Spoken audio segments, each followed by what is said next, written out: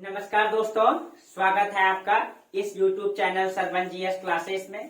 पिछले क्लास में हम लोग चर्चा किए थे मौर्य प्रशासन के बारे में और मौर्य प्रशासन में हम लोग चर्चा कर रहे थे। मौर्य प्रशासन में हम लोग प्रांतीय प्रशासन में चर्चा कर रहे थे और लास्ट में थोड़ा सा कुछ टेक्निकल इश्यूज के कारण वीडियो रुक गई थी। ठीक है, और हम आप लोगों को बता रहे थे कुछ पद के बारे में, अध्यक्ष और जो मतलब कि हम आपको चर्चा किए थे। हम थोड़ा सा चर्चा कर देते हैं पिछले क्लास से। ठीक है, हम बोले थे कि राजा जो है अपने सहयोग के लिए, ठीक है, मंत्री परिषद का निर्माण करते थे, मंत्री परिषद का। और मंत्री परिषद जो है, मंत्री परिषद 500 सदस्य का होता था और मंत्री परिषद से मंत्रिनः का गठन किया जाता था, मंत्रिनः का न। और इसमें ये चार यही लोग चुनते थे, चार प्रमुख को। इसमें राजा होते थे, ठीक है, सेनापति होते थे, सन्निधता होते थे न, सन्निधता होते थे और युवराज होते थे। चार व्यक्ति होते थे जो कि मंत्रिनः का गठन करते थे न। तो पिछले क्लास में हम लोग ये चर्चा कर रहे थे, यानी कि मंत्रिनः ऊपर होगा तो पहले राजा हो जाएगा न। राजा के बाद, एक सेकेंड दोस्तों, तो पहले राजा हो जाएगा, राजा के बाद क्या हो जाएगा, मंत्रिनः हो जाएगा न, मंत्रिनः हो जाएगा। मंत्रिनः के बाद जो है मंत्री परिषद हो जाएगा, मंत्री परिषद हो जाएगा। और पिछले क्लास में आपको चर्चा किए थे कि मंत्री परिषद से जो नीचे होता था कुछ पद बनाया गया था जिसको तीर्थ कहा जाता था, तीर्थ। और तीर्थ में कितना व्यक्ति था, 18। और तीर्थ के नीचे अध्यक्ष होता था, अध्यक्ष, ठीक है, अध्यक्ष में 26 व्यक्ति था। तो कल हम लोग, तो ये तो देख लिए राजा एक है, मंत्रिनः में जो है कि 4 सदस्य है, मंत्री परिषद में 500 सदस्य है। और ये जो तीर्थ होता था, तीर्थ ये क्या है, ये एक पद है, ये क्या है, पद है। इसी के बारे में हम लोग चर्चा कर रहे थे।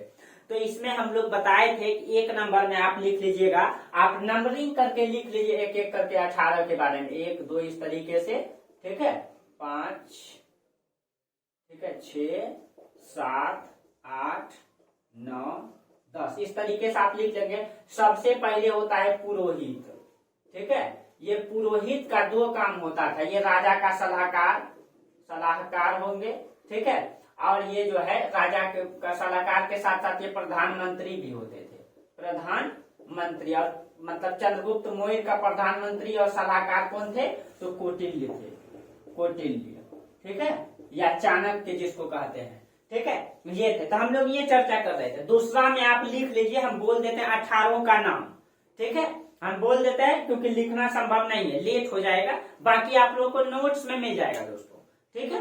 देखिए, तो एक में आपका पुरोहित हो गया, दूसरा में सन्निधता लिख लेंगे। सन्निधता जो है ना, कोषाध्यक्ष होता था, राजकोष का अधिकारी, राजकोष का मुखिया होता था, ठीक है। उसके बाद युवराज, जो युवराज होता था, ठीक है, जो युवराज होता था दोस्तों, युवराज तो आपको पता है प्रांत का प्रमुख होता था, प्रांत का प्रमुख। उससे ऊपर आप लिख लेंगे समाहर्ता, समाहर्ता राजस्व विभाग का अधिकारी होता था, ठीक है। तो 2 नंबर में आप लिख लीजिएगा सन्निधता, ठीक है, सन्निधता जो होता था ये कोषाध्यक्ष, राजकोष का अधिकारी। उसके बाद 3 नंबर में समाहर्ता लिख लीजिएगा, राजस्व, समाहर्ता जो है कि राजस्व विभाग का अधिकारी। उसके बाद युवराज जो प्रांत का प्रमुख होता था, युवराज, ठीक है, युवराज जो है प्रांत का प्रमुख होता था।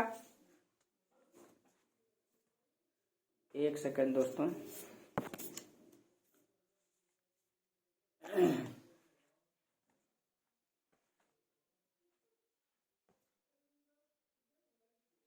चलिए,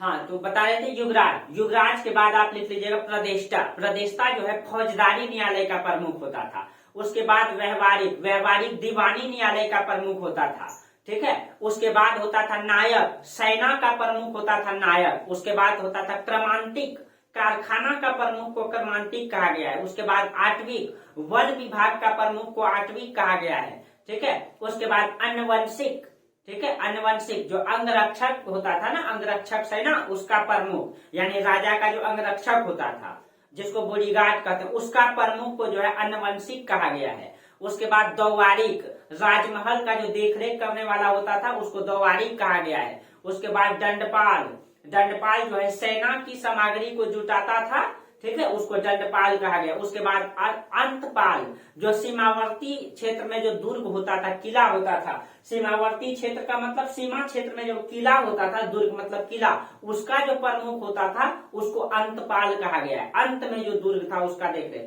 उसके बाद होता था दुर्गपाल, ठीक है, जो मतलब अंदर में किला होता था, जो किला का प्रमुख होता था उसको कहा जाता था दुर्गपाल। उसके बाद होता था नागरक, नगर का प्रमुख को नागरक कहा गया है। उसके बाद होता था प्रशस्ता, सचिवालय का प्रमुख, ठीक है, जो कागजात रखने वाला काम करता है, कागज वागज वो सब, ठीक है, उसको प्रशस्ता कहा गया। उसके बाद मंत्री परिषदाध्यक्ष, उसको मंत्री परिषद का अध्यक्ष, जो मंत्री परिषद होता था इसका जो अध्यक्ष होता था उसको जो है मंत्री परिषदाध्यक्ष, ठीक है, ये कहा गया है।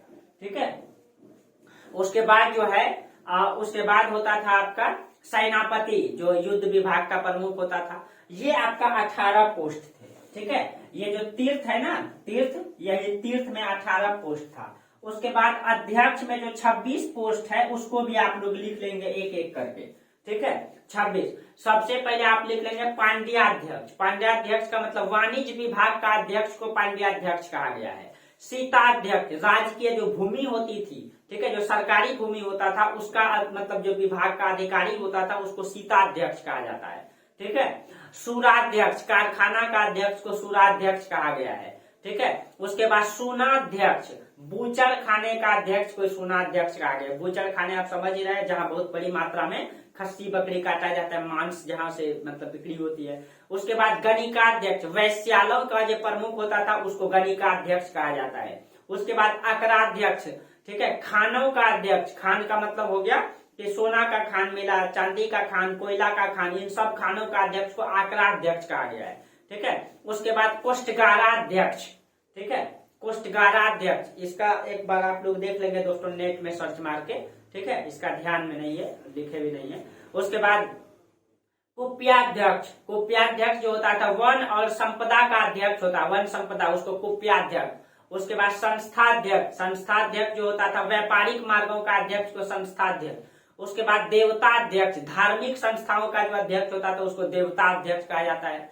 ठीक है, उसके बाद जो है उसके बाद था आपका लिख लेंगे शुल्काध्यक्ष, जो व्यापारिक कर को वसूलता एकत्र करता था, ठीक है, उसको शुल्काध्यक्ष कहा गया। उसके बाद लिख लीजिए आप लोग सूत्राध्यक्ष, कताई बुनाई का अध्यक्ष को सूत्राध्यक्ष, लोहाध्यक्ष, धातु विभाग का अध्यक्ष, लक्ष्मणाध्यक्ष, ठीक है, जो मतलब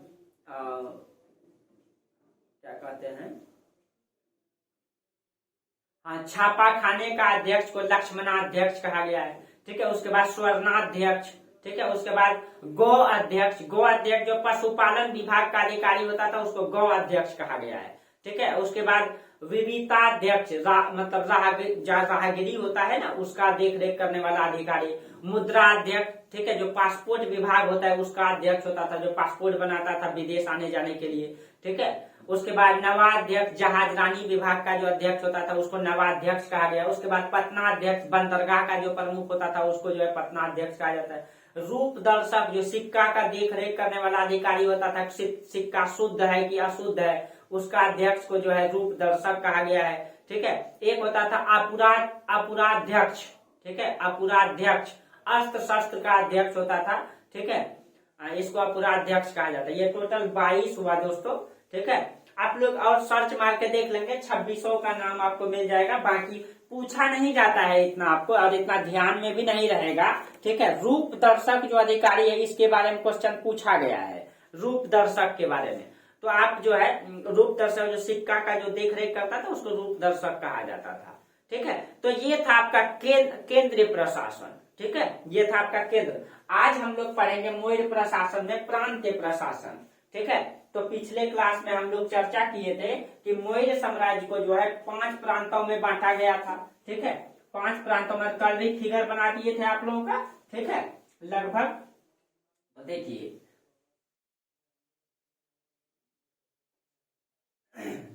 तो ये आपका देख लीजिए मैप, यही है आपका। ठीक है, 5 प्रांतों में मौर्य साम्राज्य को बांटा गया था। एक आपका पाटलिपुत्र को प्राच्य प्रांत, इसकी राजधानी पाटलिपुत्र। कलिंग प्रांत, इसकी राजधानी तौसाली। दक्षिणापथ इसकी राजधानी स्वर्णगिरी, ये कर्नाटक में पड़ता है स्वर्णगिरी। उसके बाद अवंती प्रांत इसकी राजधानी उज्जैनी, ठीक है। उत्तरापथ की राजधानी तक्षशिला। इस तरीके से 5 प्रांतों को बांटा गया था। अब वहीं से यानी तक्षशिला यानी पाकिस्तान के बाद इन क्षेत्रों का जो कंट्रोलिंग पावर था ना, ये तक्षशिला से होता था। यहाँ एक युवराज होता था, प्रांत में क्या होता था, युवराज, ठीक है। और पाटलिपुत्र को खुद एक यानी इस क्षेत्र का कंट्रोल जो है लगभग उत्तर भारत का, जिसको नर्मदा घाटी से ऊपर आप उत्तर भारत कहते हैं हम लोग, ठीक है, भारत के भौतिक विभाजन में।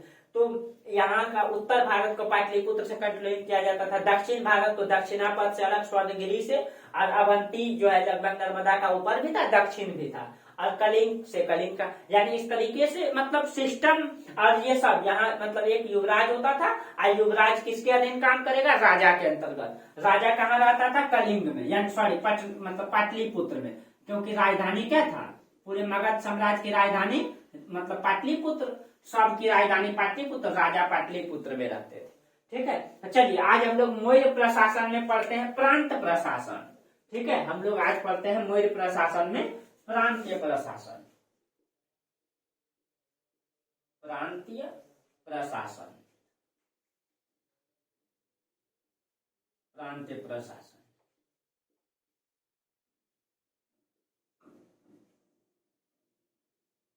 प्रांतीय प्रशासन, ठीक है। अब देखिए, तो हम लोग बात किए थे जो प्रांत प्रशासन है, जो प्रांत का प्रमुख होता था, जो युवराज होता था, यानी कि यहाँ पे प्रांत में युवराज की नियुक्ति होती थी ना। और आपको बताए थे बिंदुसार के समय यही अवंती का युवराज थे, कौन, अवंती का युवराज थे अशोक। और तक्षशिला का युवराज कौन थे, तो उस समय तक्षशिला का युवराज उसका पुत्र सुसीम, जिसको सुमन भी कहा जाता है, वो थे, ठीक है। और बाद में जो है यहाँ जब विद्रोह हुआ था तो अशोक को जो है यहाँ भी भेजा गया था, तो हम लोग पिछले क्लास में चर्चा कर लिए थे, ठीक है। तो ये देखिए प्रांत का जो प्रशासन होता था, तो सबसे पहले क्या हो गया, प्रांत। तो प्रांत का प्रमुख जो होता था कौन होता था, युवराज होता था, युवराज, ठीक है, युवराज। और युवराज को सपोर्ट देने के लिए, ठीक है, एक मंत्री परिषद का निर्माण किया जाता था, मंत्री परिषद का निर्माण किया जाता था, ठीक है। यहाँ भी मंत्री परिषद जैसे मुख्यमंत्री के अंतर्गत भी होता है, ठीक है। मतलब प्रांत के अंतर्गत मंत्री परिषद युवराज को ये सहायता देता था, ठीक है, युवराज को सहायता देता था। और जो है अब देखिए राजा, जैसे कि राजा तो यहाँ पाटलिपुत्र में रहता था, प्रांत से ऊपर क्या होता था, राजा यानी राज्य। तो राजा जो है, राजा राज्य में होता था, ठीक है। राजा जो है प्रांत में एक मतलब अधिकारी को नियुक्त करता था, जिसको चर कहते हैं, ठीक है। चर नामक अधिकारी होता था जो युवराज पे मतलब कि नियंत्रण रखता था, ताकि युवराज विद्रोही न हो जाए, उसको राजा नियुक्त करके भेजता था। जैसे आज भी देखिए देश में होता है प्रधानमंत्री, राज्य में मुख्यमंत्री, लेकिन प्रधानमंत्री क्या करते हैं, राष्ट्रपति के मतलब राष्ट्रपति जो है कि नियुक्त करते हैं किसको, राज्यपाल को, कहाँ मतलब कि राज्य में। तो देश में होता है प्रधानमंत्री, और केंद्र का व्यक्ति राज्य में जो होता है वो मतलब कि राज्यपाल होता है, जिसको कि केंद्र सरकार नियुक्त करती है ना। राष्ट्रपति नियुक्त करेंगे प्रधानमंत्री की सलाह से, यानी मंत्रिपरिषद की सलाह से, ठीक है।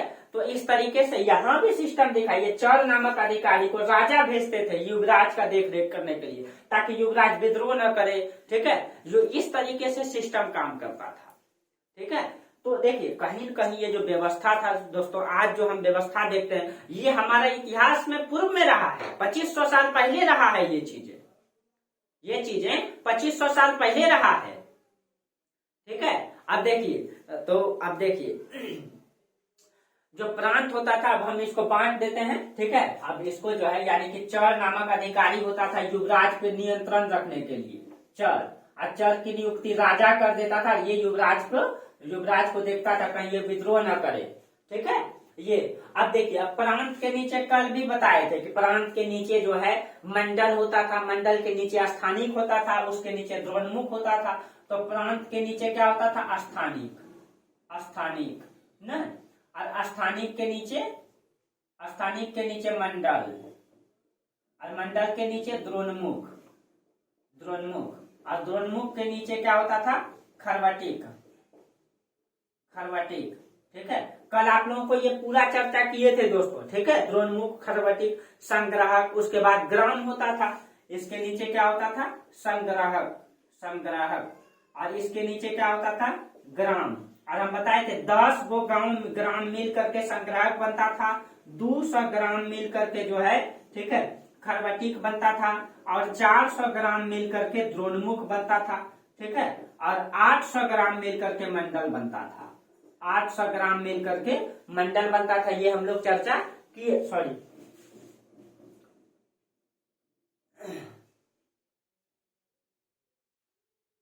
गलती कहाँ हो गया, प्रांत के नीचे होता है स्थानिक, नहीं गलती यहाँ लिखा गया है दोस्तों, ठीक है। ये प्रांत के नीचे तो मंडल होता है ना, पहले प्रमंडल, अभी समझा देते हैं, उसके बाद स्थानिक होता है, ठीक है। यही हमको लग गया कि यहाँ गलती है, क्योंकि देखिए प्रांत में वर्तमान में राज्य होता है, ठीक है, पहले केंद्र हुआ, इससे ऊपर केंद्र, मंडल में वर्तमान में प्रमंडल होता है, ठीक है, प्रमंडल होता है, यहीं से आप समझ जाएंगे। आप प्रमंडल के नीचे क्या होता है, वर्तमान में जिला होता है ना, जिला, यहाँ पे स्थानिक होता था, हाँ स्थानिक था, ठीक है, कहीं दिक्कत है क्या, लगता है कोई छूट गया है, एक विषय भी था स्थानिक, एक सेकेंड दोस्तों, थोड़ा सा,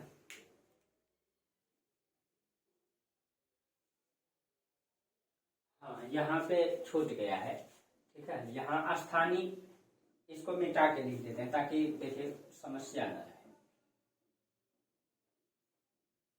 क्योंकि जब आप जोड़ के पढ़ेंगे जहां गलती होगा तो आपको समझ में आ जाएगा। मंडल के नीचे विषय होता था, विषय, ठीक है, आप सुधार लेंगे इसको, और विषय के नीचे जो है तब होता था स्थानिक। स्थानिक, स्थानिक के, हाँ विषय, विषय के नीचे स्थानिक, तब द्रोणमुख होता था, तब द्रोणमुख, तब खरवटिक, खरवटिक होता था, ठीक है।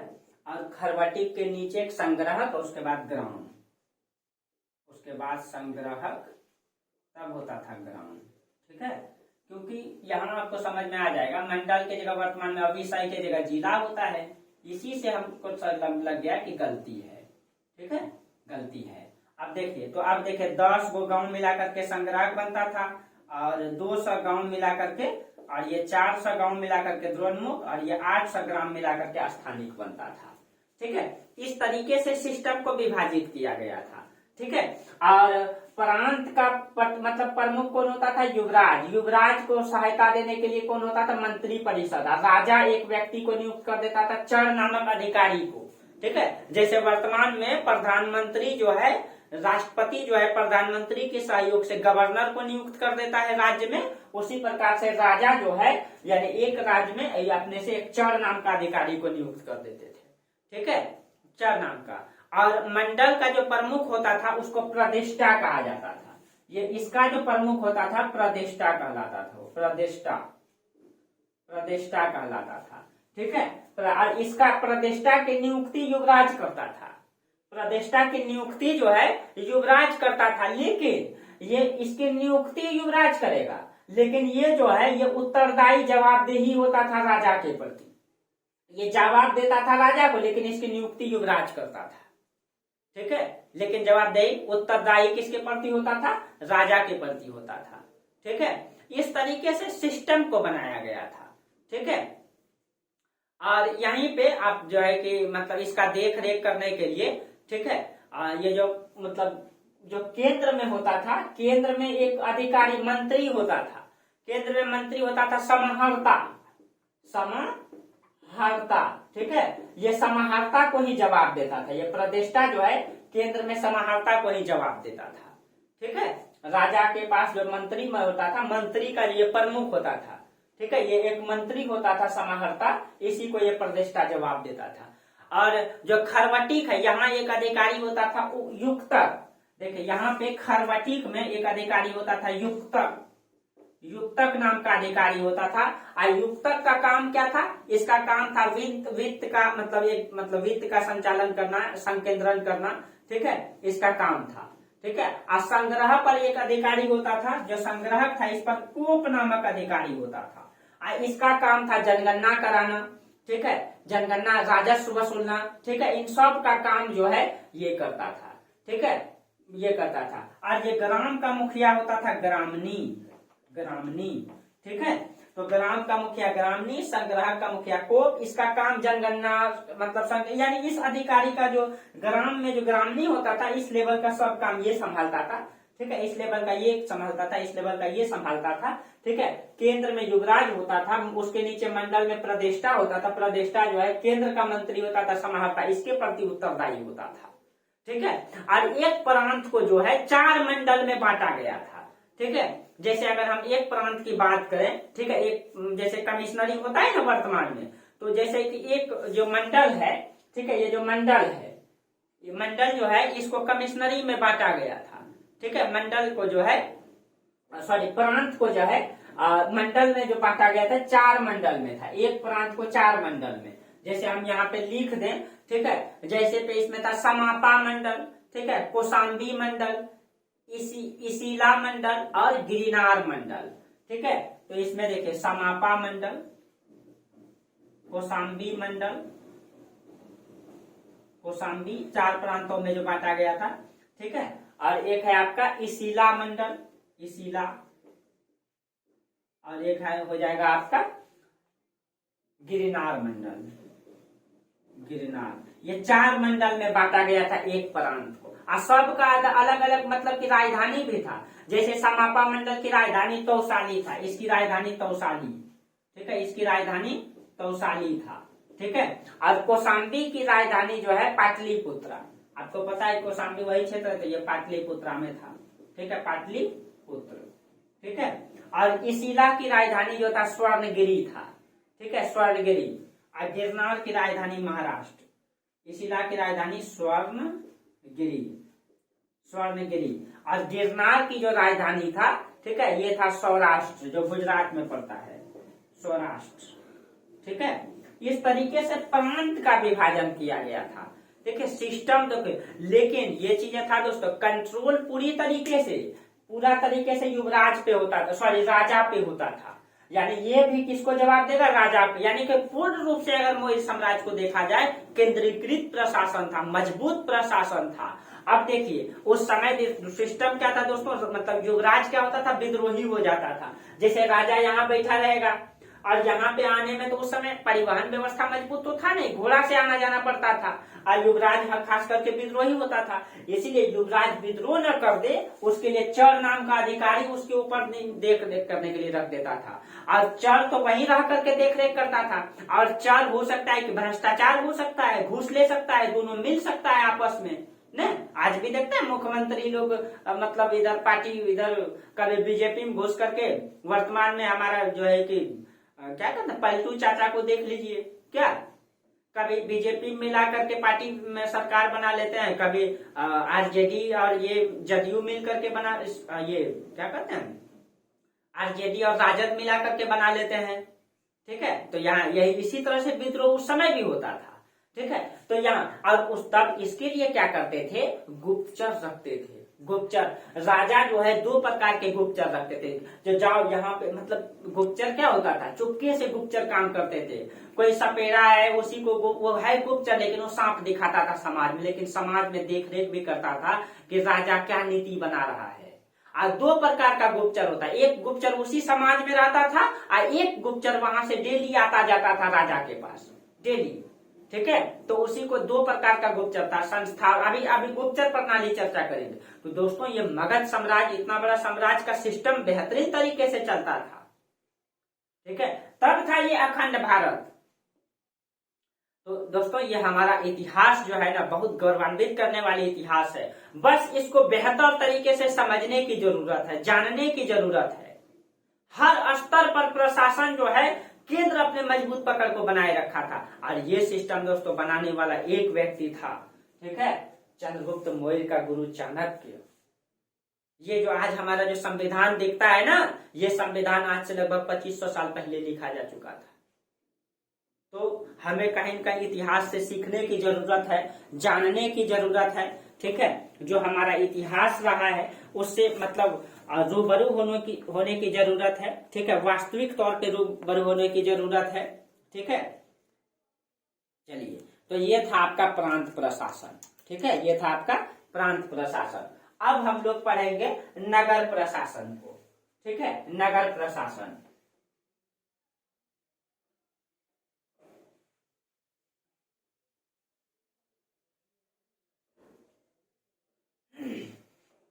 तो आपको केंद्र प्रशासन और प्रांत प्रशासन चर्चा किए।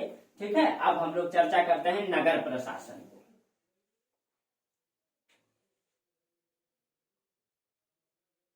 नगर प्रशासन।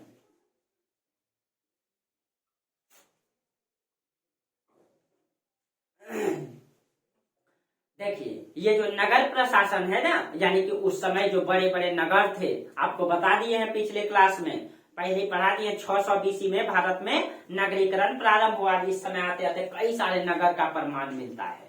ठीक है, मेगास्थनीज खुद उल्लेख करता है दोस्तों नगर प्रशासन के बारे में। मेगास्थनीज खुद बताता है। मेगास्थनीज का जो इंडिका है ये इसका प्रमाण देता है। इंडिका पुस्तक जो है, ठीक है, ये नगर प्रशासन के उल्लेख का चर्चा करता है। ये किसका है? मेगास्थनीज का है। ठीक है, मेगास्थनीज का है और ये प्रमाण देता है दोस्तों किसका? नगर प्रशासन का। और उस समय नगर का उल्लेख भी करता है। उल्लेख भी करता है। जो नगर है इसका प्रमुख जो होता था उसको नागरक कहा जाता था। ठीक है, जो नगर का प्रमुख होता था उसको नागरक कहा जाता था। प्रमुख को नागरक नागरक कहा जाता था। ठीक है, और जो नागरक होता था, ठीक है, इसका संचालन जो है नगर पालिका, जैसे आज वर्तमान में नगर पालिका जैसी संकल्पना है ना, उससे उसी सिस्टम में काम करता था। उसमें क्या किया गया था? ठीक है, इसका प्रमुख नागरिक था। जैसे वर्तमान में देखिए, जो नगर का प्रमुख मेयर होता है ना, और उसमें मेयर को चुनता है कौन? वार्ड पार्षद। कई सारे वार्ड पार्षद मिलाकर के एक मेयर को चुन लेता है। उस समय भी सेम यही दिखाई देता है। ठीक है, अब यहाँ पे क्या होता था? 30 सदस्य ये होता था। 30 सदस्य मिलाकर के एक समिति बना लेता था। 30 सदस्य मिलाकर के एक समिति बना लिया। और एक समिति मतलब 6 समिति में, मतलब सॉरी, इसमें 30 सदस्य होता था और 6 समिति बना लेता था।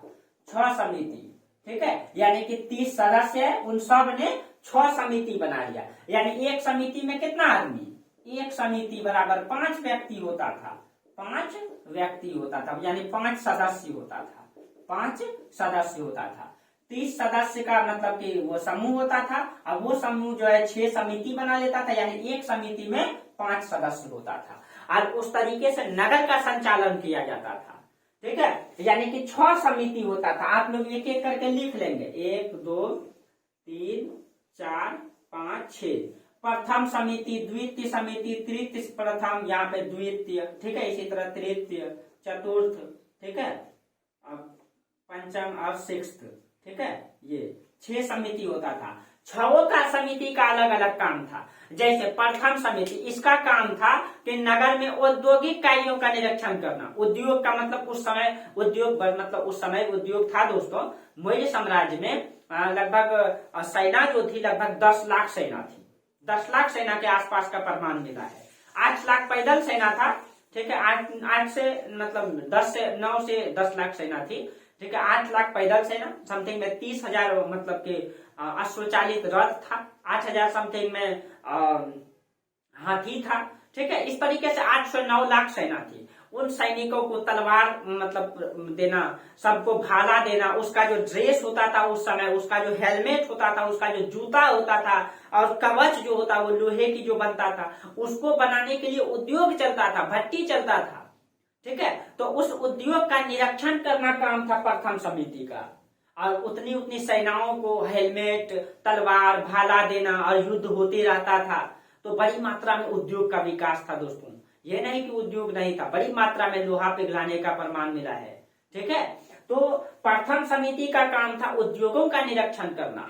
द्वितीय समिति का काम था विदेशी यात्री, जितना भी विदेशी यात्री आएंगे, ठीक है, उनका देखरेख करना, उसको भोजन प्रदान करना, उसका व्यवस्था देना। अगर कोई विदेशी यात्री मर जाते हैं यहाँ पे, ठीक है, तो उनका जो है कि सम्मान पूर्वक उनके धर्म के अनुसार जो है, वो जिस धर्म के हैं वो विदेशी यात्री, उसके धर्म के अनुसार उनका दाह संस्कार करना। ये सारा काम था द्वितीय समिति का। और डाटा लिखना कि कौन आए, कितना खर्च हुआ, वो सब मतलब बायोडाटा लिखना, कहाँ से आए, ठीक है, वो सब चीजों को लिखना द्वितीय समिति का काम था। आप लोग लिख लेंगे इसमें दोस्तों, ठीक है, लिखेंगे। जो तृतीय समिति था इसका काम था जनगणना करना। सोचिए दोस्तों, उस समय जनगणना, पूरे भारतीय इतिहास में ये पहला साम्राज्य है जहां जनगणना का प्रमाण मिला है। यानी जनगणना दोस्तों आज नहीं होता है। कौटिल्य समझते थे कि जब तक जनगणना नहीं कराएंगे हमको कैसे पता चलेगा हमारे देश में कितने लोग रहते हैं, कैसे भोजन प्रदान करेंगे, कितनी महिलाएं, कितने पुरुष हैं, क्या समस्या है। तो उस समय दोस्तों जनगणना होता था। और आधुनिक भारत में जनगणना का प्रमाण तो आपको पता है कि लॉर्ड मेयो के समय 1872 में सर्वप्रथम हुआ, लेकिन वो नियमित जनगणना नहीं था। नियमित जनगणना 1881 में होना प्रारंभ हुआ, लॉर्ड रिपन के समय।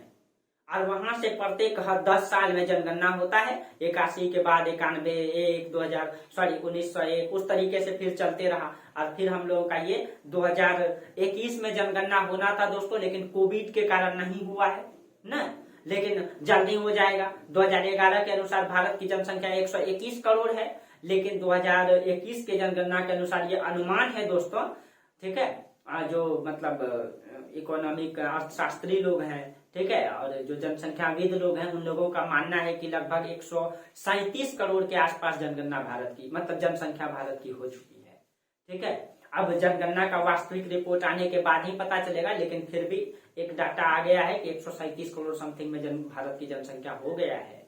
ठीक है, और चीन को पार करने में लगता है भारत मतलब पीछे नहीं हटेगा। भारत के लोग तो एकदम रात रात मेहनत करते हैं, दिन दिन जनसंख्या बढ़ाते हैं। क्या कहा जाए भारतीय लोगों को, क्या अब भारत सरकार थोड़ा इसमें मतलब ज्यादा ध्यान दिए है, तो कहीं न कहीं जो है कि आप लोगों को भी, आप लोग भी शिक्षित होने के नाते हम अपने समाज को इस चीज के बारे में जरूर बताएं। ठीक है, कि जनसंख्या पे कंट्रोल किया जाए। ठीक है, हालांकि ये बहुत बड़ा कारण भी बन सकता है दोस्तों अविकसित का। ठीक है, तो जब आपको बताएंगे ना मतलब इजराइल का इतिहास, तब आपको समझ, जरूर हम कभी न कभी इजराइल का इतिहास पढ़ाएंगे। आप इजराइल से सीख सकते हैं दोस्तों कि शिक्षा ही एक माध्यम है जिसके माध्यम से हम अपने सर्वोच्च राष्ट्र बना सकते हैं, या हम सर्वोच्च राष्ट्र में अपना दर्जा दिला सकते हैं अपने देश को। ठीक है, ये शिक्षा ही है दोस्तों। यह मतलब कि वहां पे मुझे धर्म से लेना देना नहीं दोस्तों, वहां पे यहूदियों की बहुलता है इजराइल में, वहां इस्लाम लोग भी रहते हैं। ठीक है, और दोनों में विवाद चलते रहता है। मात्र लगभग वर्तमान में इजराइल की जनसंख्या समथिंग 1 करोड़ होगा, उसमें 70 लाख समथिंग में मतलब यहूदी लोग रहते हैं। ठीक है, और उनका कुछ अलग कानून है, उनके बारे में कभी चर्चा जरूर करेंगे। ठीक है, पूरी शिक्षा के माध्यम से उनका अस्तित्व नहीं था दोस्तों, उनको बार बार खदेड़ा जाता था।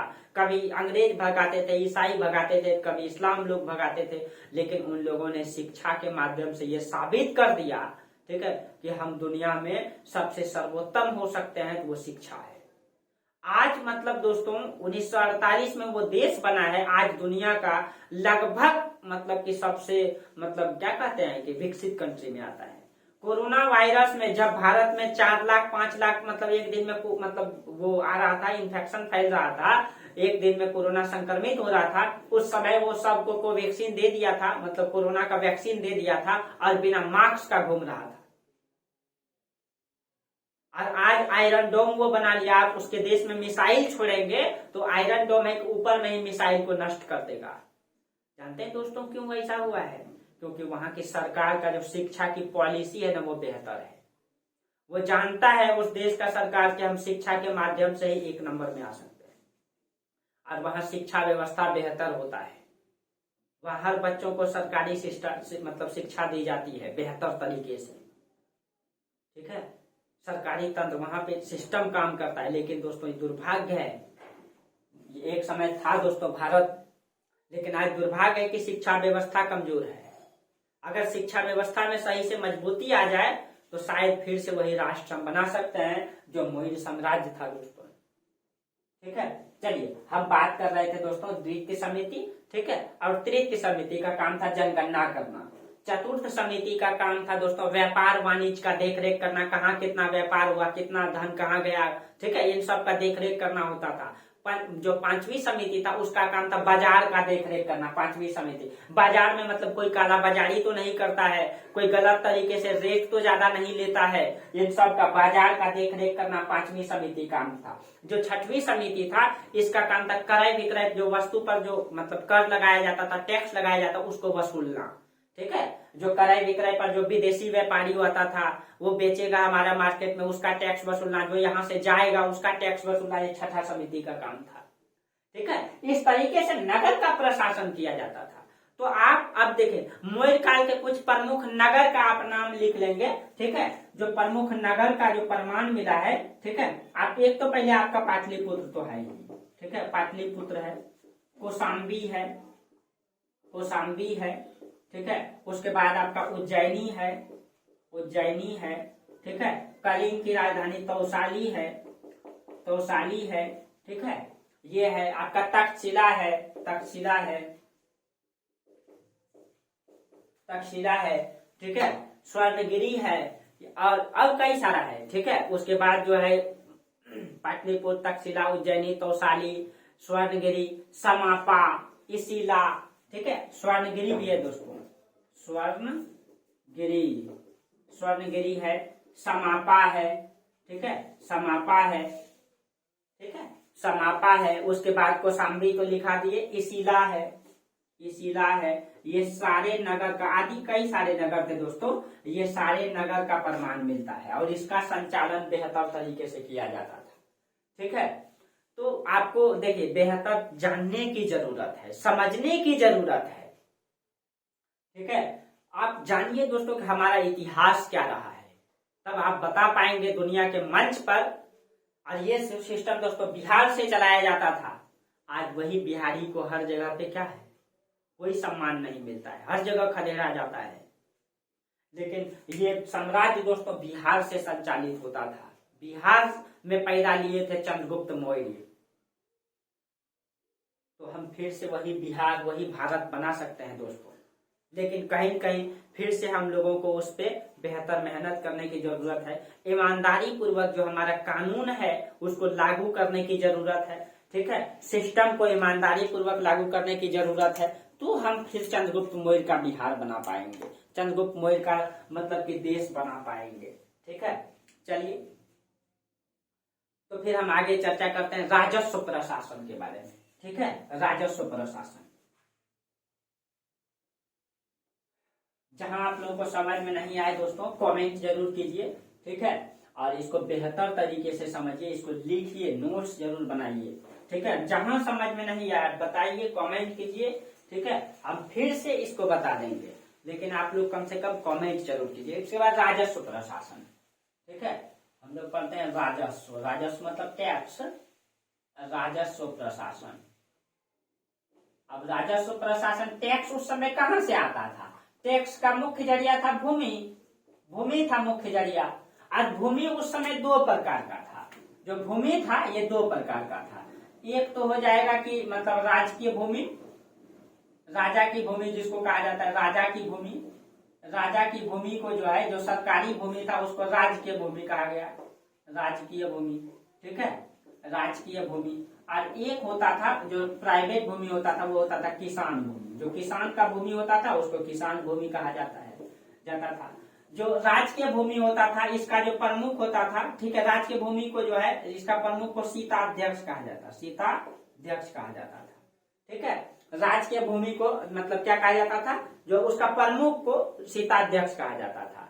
ठीक है, और इस भूमि पर जो है, जो राजकीय भूमि होता है, इसमें कौन कौन काम कर सकता था? इसमें जो काम कर, इसमें दास काम करता था, इसमें शूद्र काम करता था, इसमें किसान भी काम करता था। ठीक है, इसमें किसान भी काम करता था, शूद्र, दास, किसान। ठीक है, इन सब को मतलब बंदी, इन सब को, जिसको भी बंदी भी बनाया गया है उनको भी काम दिया गया था। और किसान भूमि पर सिर्फ किसान काम करता था, सिर्फ किसान काम करता था। देखिए दोस्तों, मतलब पूरे भारतीय इतिहास में ये पहला वंश है जिन्होंने दास को, शूद्र को भी मतलब अर्थव्यवस्था से जोड़ने का प्रयास किया है। क्यों? कौटिल्य हमेशा अर्थव्यवस्था के विकास की बात करता है, अर्थव्यवस्था की वृद्धि की बात करता है दोस्तों। मौर्य वंश में जब दास को, शूद्र को, बंदी को आज तक बंदी को अर्थव्यवस्था से जोड़ा नहीं गया था, लेकिन जब इन्होंने अर्थव्यवस्था से जोड़ा, किसको? दास को, बंदी को, ठीक है, शूद्रों को यहाँ कृषि का अधिकार नहीं था, कृषि करने का अधिकार कहीं दिखाई नहीं देता है, लेकिन मौर्य वंश में शूद्रों को भी कृषि का अधिकार दिया गया, शूद्रों को भी अर्थव्यवस्था से जोड़ने का प्रयास किया गया ताकि अर्थव्यवस्था विकसित हो। आज जब इन सबको अर्थव्यवस्था से जोड़ा गया दोस्तों, ठीक है, जब जो है आप देखिए, आप समझिएगा थोड़ा सा, मौर्य साम्राज्य का मतलब विकास का कारण भी था, ठीक है। कहते हैं ना दोस्तों, पढ़े लिखे लोग अगर पढ़े लिखे साम्राज्य के संचालक होंगे तो वो कहीं कहीं बेहतर व्यवस्था का विकास करेंगे, ठीक है। जब यहाँ पे दास को, बंदी को और जो है कि शूद्र को जो है अर्थव्यवस्था से जोड़ा गया तो श्रम शक्ति क्या हुआ? जो श्रम शक्ति है वो मजबूत हुआ ना। जो श्रम शक्ति यानी कि मजदूर जो है ज्यादा हुआ, तो श्रम शक्ति जब सस्ता होगा तो उत्पादन क्या होगा? बढ़ेगा ना। सस्ता उत्पादन होगा और बढ़ेगा भी। यानी कि मान लीजिए आपको एक मकान बनाना है और मकान बनाने के लिए मतलब 500 मजदूर है, मार्केट में लगा हुआ है 500 मजदूर है, और आपको मकान बनाने के लिए जाना है, मजदूरी 500 है, लेकिन आप जाएंगे तो कुछ मजदूर बोलेंगे कि हमको 400 दीजिएगा भैया, लेके चलिए, बेरोजगार है, 400 हम काम कर देगा, आपका मकान सस्ता में बन जाएगा। लेकिन मजदूर है मात्र वहां मतलब 2-3 को, मकान बनाने वाला 10 व्यक्ति है, आज जल्दी दुर्गा पूजा आने वाला है, जल्दी मुहर्रम आने वाला है, बकरीद आने वाला है, तो आप चाहते हैं जल्दी मकान बने, मजदूर है 4 को मकान बनाना है 10 ठो, तब वहां कहिएगा ना भाई 500 मजदूर है, हम तुमको 600 देंगे लेकिन मेरा मकान बना दे। तो वहां जब मतलब श्रम शक्ति कमजोर रहेगा तो आपका जो मकान बनाने का रेट क्या हो जाएगा? अधिक लग जाएगा ना। तो यहाँ भी वही था, इन्होंने दास को, बंदी को, किसान को, शूद्रों को भी मतलब श्रम शक्ति से जोड़ा, अर्थव्यवस्था से जोड़ा, तो इसका उत्पादन क्या हो गया? श्रम शक्ति मजबूत हुआ तो उत्पादन भी बढ़ी, इससे क्या हो गया? उत्पादन बढ़ गया, ठीक है। उत्पादन जो है ना बढ़ गया, और उत्पादन जब बढ़ेगा, ठीक है, तो उत्पादन जब बढ़ेगा इसमें जो अधिशेष उत्पादन होगा, अधिशेष उत्पादन होगा तो व्यापार वाणिज्य होगा, विक्रय होगा, तब क्या होगा? विक्रय होगा, ठीक है। तो यानी कि डिमांड बढ़ेगा, जब उत्पादन बढ़ेगा, मांग बढ़ेगा, तो दोनों अर्थव्यवस्था का क्या होगा? ग्रोथ होगा ना। इसीलिए मौर्य साम्राज्य दोस्तों ग्रोथ किया, क्योंकि कौटिल्य हर परिस्थिति में अर्थव्यवस्था का विकास चाहता था, अर्थव्यवस्था का विकास चाहता था, मौर्य साम्राज्य को सर्वोच्च चोटी पर देखना चाहता था। इसीलिए वो शूद्रों को, दास को, बंदी को, सबको अर्थव्यवस्था से जोड़ा। कोई आज हमारे समाज में क्या होता है, एक घर में मतलब मान लीजिए 5 सदस्य हैं, एक सदस्य कमाते हैं, 5 सदस्य खाते हैं, इससे उस परिवार का मतलब विकास हो पाएगा? सिर्फ और सिर्फ पेट चलेगा।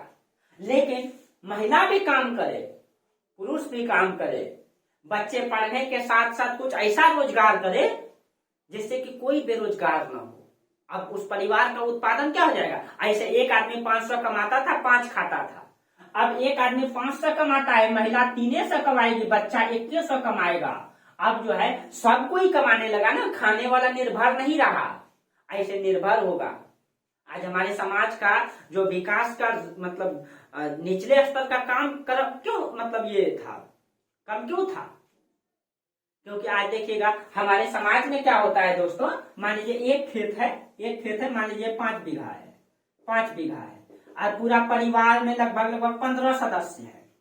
अब इस 5 बीघा में मक्का बोने के लिए 15 सदस्य की जरूरत नहीं है, लेकिन इस 15 सदस्य को काम नहीं है, तो 15 सदस्य चल जाएंगे मक्का बोने के लिए, जबकि काम वहां पे कितना है? 4 से 5 सदस्य का है, 5 सदस्य का भी नहीं रहेगा, लेकिन वहां जबरदस्ती 15 सदस्य चल जाएंगे। अब उत्पादन इस 5 बीघा में मान लीजिए, हमको अंदाजा नहीं है दोस्तों, मान लीजिए कि 1 बीघा में 10 कुंटल उगेगा, 20 कुंटल उगेगा, ठीक है, तो 5 बीघा में 100 कुंटल, ठीक है, मान लीजिए, हम अंदाजा से बोल रहे हैं दोस्तों, 100 कुंटल उगेगा, तो उत्पादन तो 100 कुंटल हो गया।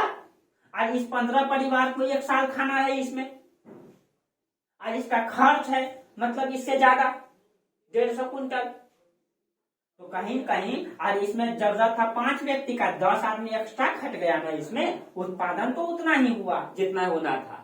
और यही अगर 10 आदमी कोई दूसरा काम करता तो इस परिवार का विकास क्या होता? ज्यादा होता।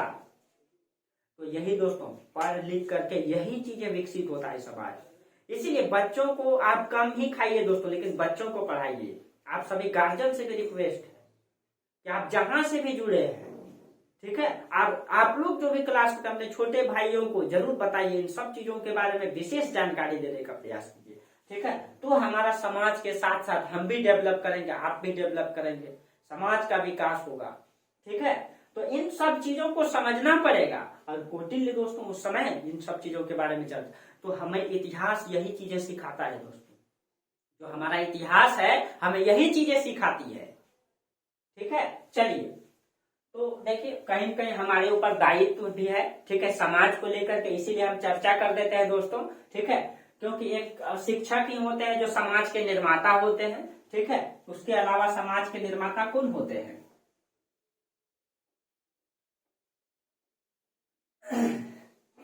हाँ, तो हम बता रहे थे दोस्तों कि जो किसान की मतलब जो सरकारी भूमि है उसमें सब काम करते हैं और इसी से टैक्स आता था, ठीक है। मुख्य जरिया क्या था? इनकम का मुख्य जरिया मतलब कि किसान मतलब भूमि था।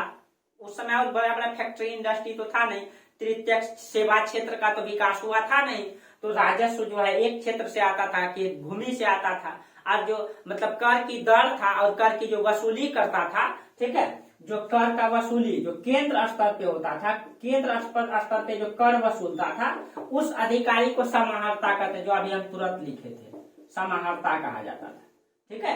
ये अधिकारी केंद्र स्तर पे होता था, समाहर्ता, ठीक है। और जो कर का इसका वेतन जो है समाहर्ता का 48,000 पन था, 48,000 पन होता था इसका वेतन, ठीक है, इसका वेतन होता था, ठीक है।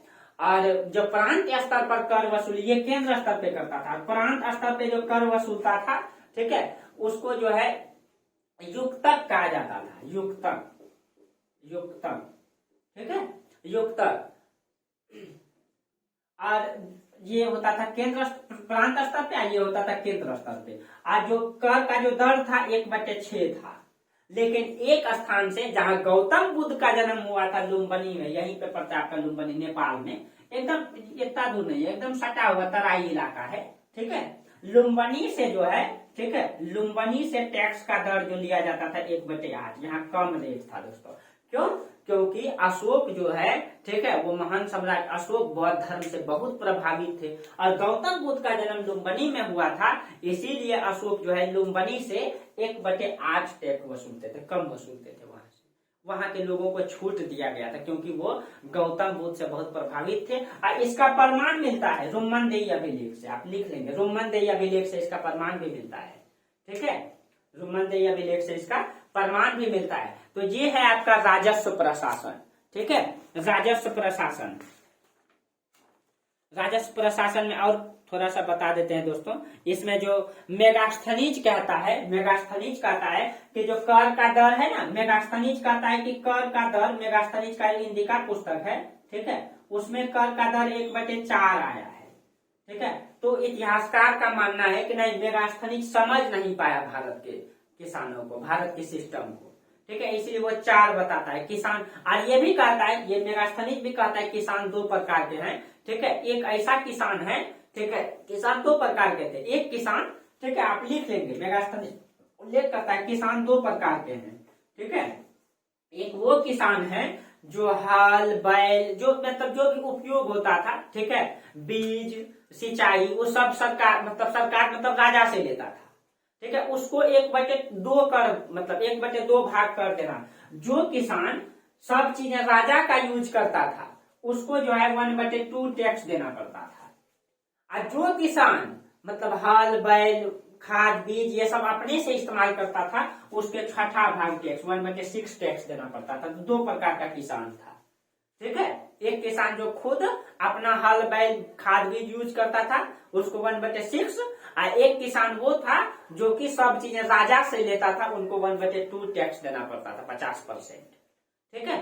और इसके अलावा भी कई किसान को जो है, और इसके अलावा कई प्रकार का कर देना पड़ता था, जैसे कि इसको जो है इसके अतिरिक्त भाग एक प्रकार का कर होता था, एक कर होता था, एक सिंचाई, और 2-3 प्रकार का कर था, एक था भाग, एक था कर और एक था सिंचाई कर, ठीक है, एक था सिंचाई कर। तो सिंचाई कर तो सिंचाई के लिए देना पड़ता था जब राजा विशेष नहर का निर्माण करते थे। ठीक है, तो राजा अपने राजकोष से कहां से देंगे, वही जनता का लेकर के न देंगे। ठीक है, आज हमारा देश चलता है हमारा टैक्स से चलता है, लेकिन लोग समझेंगे तब तो इसको। ठीक है, तो सिंचाई कर राजा मतलब जनता से वसूलता था। कर और भाग दो। एक भाग जो होता था धार्मिक कर होता था, यानी कि धार्मिक कर का मतलब आप जो धर्म को मानते हैं, धर्म को लेकर आज मंदिर समाज में बनाते हैं, तो सब कोई समाज के सब लोग मिलकर के चंदा जुटाते मंदिर बनाते हैं। तो राजा जब मंदिर बनाते थे, बड़े बड़े मंदिर का निर्माण होता था, भव्य मंदिर का, तो सब से टैक्स लेते थे, सब किसानों से, देखो 5 किलो ज्यादा देना, मंदिर निर्माण करवा रहे हैं। ठीक है, एक टैक्स होता था भाग, जो कि सामाजिक कर होता था। ठीक है, जो समाज से लिया जाता था समाज की रक्षा के लिए, जो और उसमें जो है कि अधिकारी को वेतन देने के लिए लिया जाता था कुछ टैक्स। ठीक है, तो इस प्रकार का सिस्टम था दोस्तों। जहां आपको समझ में नहीं आए, ठीक है, वहां आप कमेंट करें। ठीक है, बाकी हम आपको बताने के लिए हैं ही। ठीक है, अब जहां हमसे गलती हो जाए आप लोग गलती को क्षमा करेंगे। ठीक है, गलतियां सबसे होती है, लेकिन मैं कोशिश करता हूं कि गलती कम से कम, मैं इतना तरीके अध्ययन करके आता हूं कि आप गलती कम से कम हो। ठीक है, और बेहतर बताने का प्रयास करता हूं। आप लोग का अगर अच्छा सपोर्ट रहा तो और बेहतर बताने का प्रयास करेंगे। ठीक है, और कुछ दिन के बाद जो है कि आपका ये क्लास का जो संचालन होगा, ठीक है, वो भारत की राजधानी दिल्ली से संचालित होगी। ठीक है, और बेहतर करने का प्रयास करेंगे, बस आप लोग सपोर्ट कीजिए। ठीक है, चलिए, तो आज हम लोग यहीं तक चर्चा करते हैं, फिर आगे हम लोग चर्चा करेंगे। पिछले क्लास में हम लोग पढ़ेंगे राज्य का जो है कि आय का वितरण। उस समय दोस्तों कल बताएंगे आपको, उस समय बजट बनाया जाता था, बजट के बारे में बताएंगे कि राज्य की आय का वितरण कैसे होता था। गुप्त प्रशासन बताएंगे। ठीक है, सैन्य प्रशासन बताएंगे। ठीक है, उसके बाद समाज के बारे में बताएंगे। यार अभी थोड़ा बहुत और चर्चा करना है दोस्तों। ठीक है, चलिए, मौर्य वंश पढ़ाएंगे, बेहतर पढ़ाएंगे, और यही आपका बिहार का भी इतिहास है। ठीक है, और गौरवान्वित करने वाली जब इतिहास पढ़ाते हैं तो मुझे भी बहुत गर्व होता है कि मैं बिहार की धरती में पैदा लिया। ठीक है, उस धरती में जहां गुरुओं की धरती होती थी एक समय, आज भी है दोस्तों, आज भी बिहार मतलब कम नहीं है।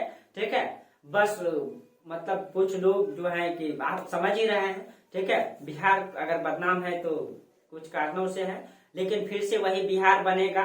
ठीक है, फिर से वही बिहार उभरेगा एक न एक दिन, बस हम और आप मेहनत करें। और बिहार ही नहीं दोस्तों, पूरा देश उभरेगा।